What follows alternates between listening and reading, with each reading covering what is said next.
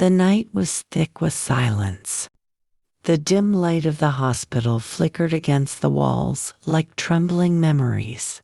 On the hospital bed lay Rayhan, pale, weak, yet still wrapped in the fragile beauty of her broken love. The monitors beside her beeped softly, as if counting the last breaths of a love that once promised eternity.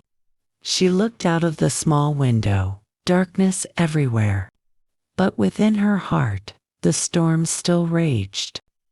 And then, in a trembling whisper, she said, "He was just a shadow. And when do shadows ever stay in the dark?" Her tears slid down her cheeks, merging with the oxygen mask's fog. In her trembling hands was a photograph. Ahmed's smile. The same man for whom she had left her world, her family, her identity. There was a time when everything was bright, when she and Ahmed had stood before the world, hearts intertwined, eyes filled with dreams. She had defied everyone for him, her father, her mother, her brother, all said the same thing. "Love blinds you, Rohan, you'll regret this." But love is stubborn, isn't it? She left home that night, her heart full of courage and tears. Ahmed was waiting outside, with a smile that could melt the coldest soul. He said softly, "Love has finally won.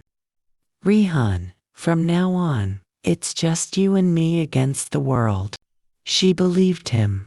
That night, under 1,000 stars, she became his body, soul, and future. The next morning, he held her hands and said gently, "Before we begin our life together, there's something we must do.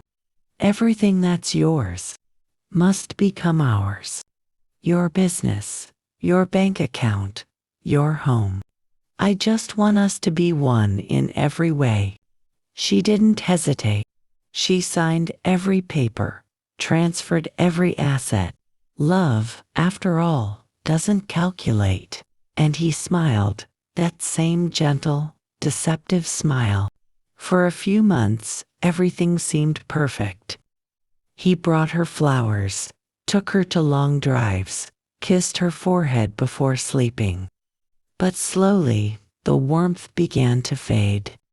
His phone buzzed at midnight. He came home late. Once, she caught a glimpse of a message. "I miss you too, darling." Her hands trembled. Her breath froze. She wanted to ask, but her heart feared the truth. And when she finally found the courage, the truth shattered her. Ahmed had married another woman, secretly. While Rayhan lived in the illusion of love, he had built another world with someone else. Rayhan didn't leave. She couldn't. Love doesn't vanish with betrayal. It decays slowly, painfully. But her body began to weaken. Her laughter disappeared. Her reflection in the mirror became a stranger. And one day, the doctor said it. "It's cancer." She smiled. A hollow, tired smile. Perhaps this was God's mercy. An end that didn't require her to beg for love anymore. In the hospital, she often stared at the door, hoping he would come. Sometimes she imagined his footsteps, his voice saying, "Rayhan, I'm sorry." But he never came. He was too busy with his new life, his new love. And yet, every night, she whispered his name in her prayers. Love is strange. It forgives even when it dies. One evening, as rain tapped the window and the machines hummed like distant thunder, she spoke her last words to the nurse beside her. "Tell him, I kept my promise. I never let tears reach his eyes, even when mine never stopped." And then, with a faint smile, she closed her eyes and whispered, "He was just a shadow. And when do shadows ever stay in the dark?" The monitor flattened into silence. Weeks later, Ahmed came. The house was empty, too quiet. The smell of her perfume still lingered, haunting him like a ghost. He opened her drawers and found her diary. Every page was filled with love for him. Not a single word of hate, not one curse, not one complaint. Only memories and prayers for his happiness. He sank to his knees, his tears hitting the floor like shattered glass. The other woman, the one he left everything for, had already gone. She had taken his money, his house, and left him with the same emptiness he had once gifted Rohan.